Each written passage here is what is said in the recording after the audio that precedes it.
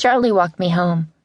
I couldn't help thinking that under any other circumstances, that event would have made prime Stone Cove gossip. What is Charlie Pender doing with Eliza Elliot? But today there was no such thing as bizarre. Today, everything was bizarre. Besides, there was no one around to whisper about or watch us. We were all alone. I kept looking for people. What was everyone doing right now? Our friends and neighbors? The ruined streets were eerie and deserted. No signs of life behind the dark windows. I reminded myself there was no power, that my own mom was too afraid to go out. They must be inside, trying to stay warm, figuring out how to face the devastation. Our house sat part of the way up the hill, still within the village. From there it was another 10 to 15-minute walk up to the inn. Most guests took advantage of the inn's loaner bicycles to get back and forth to town, or a couple of golf carts the inn made available. "It's always weird to be back," said Charlie out of nowhere. I almost jumped. "Yeah," I said. "This place is always so its own world, but today it's like being on another planet," I finished. "What's Jay going to do if his house is gone?" Charlie shook his head.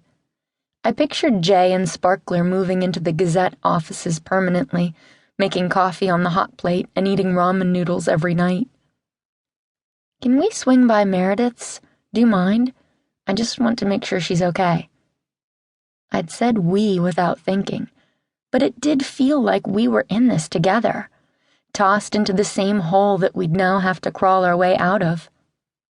I suppose you picture getting through a disaster with your closest friends and family, but instead you're thrown into random situations with people you would never expect.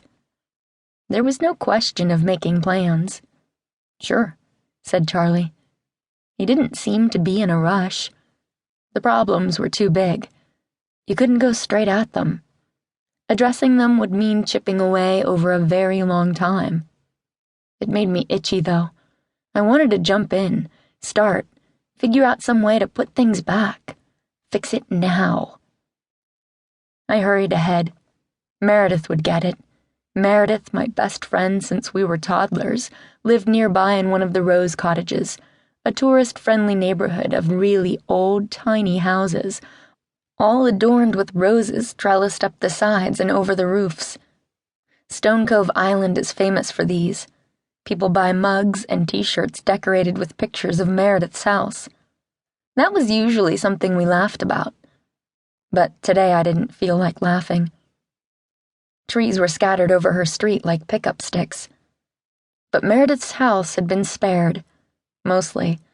The beautiful roses which normally cascaded over the roof had been torn away and were sticking up wildly in a thorny mohawk. The last blooms, which had lingered in the warm fall weather, were gone, and so were all the leaves. The trellis was broken and dangling. It looked like a punk rock skeleton, not a tourist attraction. Phew, I guess they're okay. The house was standing, roof and windows intact. Charlie trudged up behind me and nodded, his eyes far away.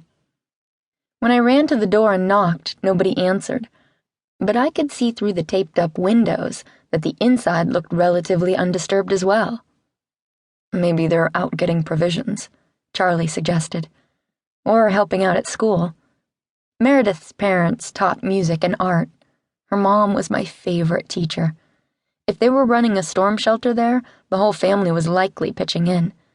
That antsy feeling came back. If I didn't join them, do something, I'd lose my mind."